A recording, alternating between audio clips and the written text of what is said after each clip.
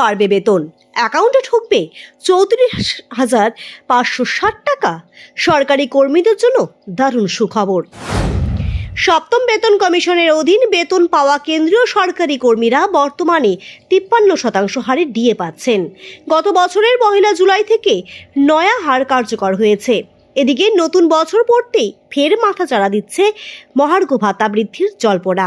এই আবহে সামনে আসছে নয়া খবর। শোনা যাচ্ছে শীঘ্রই কেন্দ্রীয় সরকারি কর্মীদের ন্যূনতম বেতন বাড়তে পারে। শীঘ্রই বড় সুখবর পাবেন কেন্দ্রীয় সরকারি কর্মীরা। দীর্ঘদিন ধরেই কেন্দ্রীয় সরকারি কর্মীদের একাংশ অষ্টম বেতন কমিশন চালু করার দাবি জানাচ্ছেন। সপ্তম বেতন কমিশন কার্যকর হয়েছে প্রায় 10 বছর হতে চলল। এদিকে সাধারণত 10 বছর অন্তর সরকারি কর্মীদের বেতন ও পেনশন কাঠামোয় বদল আনার জন্য বেতন কমিশন গঠিত হয়। শীঘ্রই সপ্তম বেতন কমিশনের 10 বছর সম্পন্ন হবে। সেই কারণে এখন থেকে অষ্টম বেতন কমিশন সংক্রান্ত ঘোষণার আশায় বুক বাঁধতে শুরু করেছেন অনেকে। এর আগে ষষ্ঠ বেতন কমিশনের সময় কেন্দ্রীয় সরকারি কর্মীদের ন্যূনতম মাসিক বেতন ছিল 7,000 টাকা। সপ্তম বেতন কমিশনের সময় তা বেড়ে দাঁড়ায় 18,000 টাকা।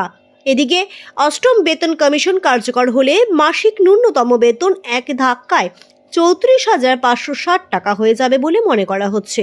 অর্থাৎ নয়া বেতন কমিশন কার্যকর হলে কেন্দ্রীয় সরকারি কর্মীদের বেতন কাঠামোয় আমূল বদল আসবে।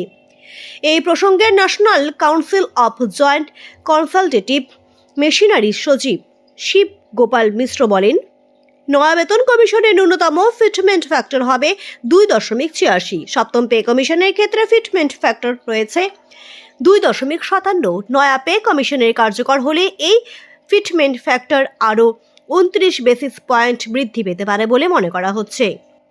রিপোর্ট বলছে, শুধুমাত্র সরকারি কর্মীদের বেতন নয়, ফিটমেন্ট ফ্যাক্টর যদি বৃদ্ধি পায় তাহলে পেনশনভোগীদের পেনশনের অঙ্ক বাড়বে। বর্তমানে ন্যূনতম পেনশন হলো 9,000 টাকা, সেটা সোজা 25,740 টাকা হবে বলে আশা করছেন অনেকে।